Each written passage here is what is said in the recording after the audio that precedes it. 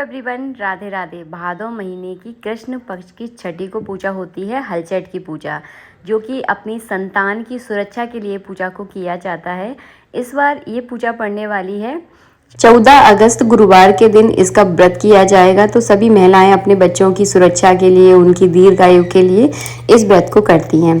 तो इस व्रत में जो है ना, छोला, महुआ और बेरिया की पूजा होती है। ये सारे पेड़ जो है ना आपको मार्केट में मिल जाएंगे, क्योंकि जिस दिन ये व्रत होता है उस दिन ये सारी सामग्री, व्रत की सारी सामग्री जो है ना आपको इजीली जो है ना मार्केट में उपलब्ध हो जाती है। और अभी तो भादों का महीना चल रहा है, तो भादों के महीने में तो बहुत सारे व्रत पूजने होते हैं। यहाँ पर आपको बताने वाली हूँ हल सृष्टि की पूजा कैसे करते हैं, जिसे हलचट भी कहते हैं।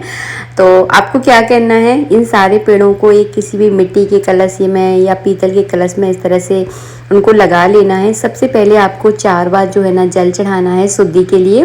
तो इस तरह से जो है ना जल चढ़ा लें, और बगल में जो है ना घी का दीपक जो है ना आपको प्रज्वलित कर लेना है। तो मैंने घी का दीपक भी जला दिया है।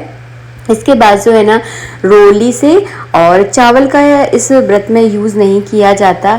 जितनी भी हल से जुटी हुई चीज़ें होती हैं उसका प्रयोग इस व्रत में आपको बिल्कुल भी नहीं करना है। बेसिकली जो है ना हल से बनी हुई चीज़ें ना इस व्रत में खाई जाती है, ना आपको यूज़ करनी होती हैं। तो यहाँ पे मैं जो है ना रोली चढ़ा दूंगी, और चावल की जगह जो है ना आपको समा के चावल का यूज़ करना है। इसके बाद आप फूल चढ़ा दीजिए। माला लेकर आए हैं तो माला भी आप पहना सकते हैं।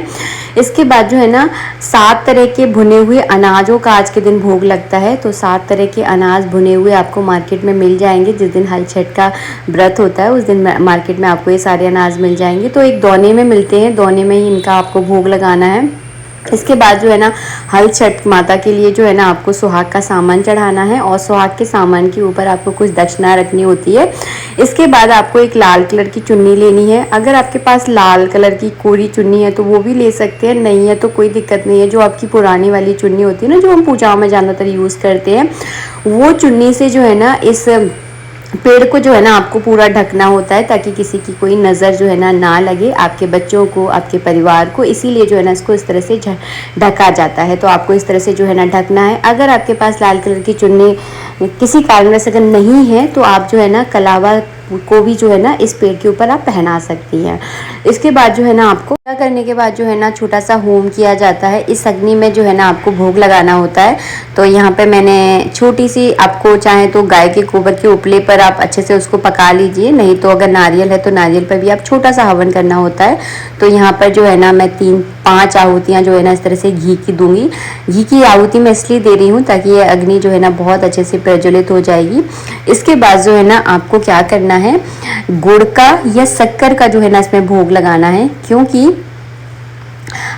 हलचट के व्रत में जो है ना हल से जुटी हुई चीज़ों का आपको प्रयोग नहीं करना है। गुड़, शक्कर एक ऐसी चीज़ें होती हैं जो कि हल से इनका कोई लेना देना नहीं होता, क्योंकि ये गन्ने से बनती हैं। गन्ना एक ऐसी फसल है जो कि अगर आप एक बार उगा दो तो 4-5 साल जो है ना अपने आप जो है ना उगता रहता है। तो उसमें हल का कोई रोल नहीं होता है।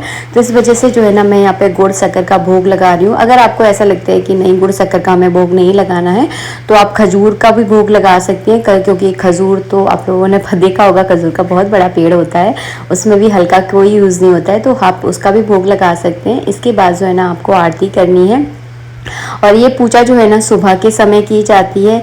इसमें गाय का दूध, गाय का घी, गाय का दही आपको बिल्कुल भी यूज़ नहीं करना है। भैंस का ही दूध इसमें यूज़ किया जाता है। जैसे कि आप ऋषि पंचमी का व्रत करते हैं, सेम वैसे ही इस व्रत को आपको करना है, और इस तरह से जो है ना पूजा करनी है।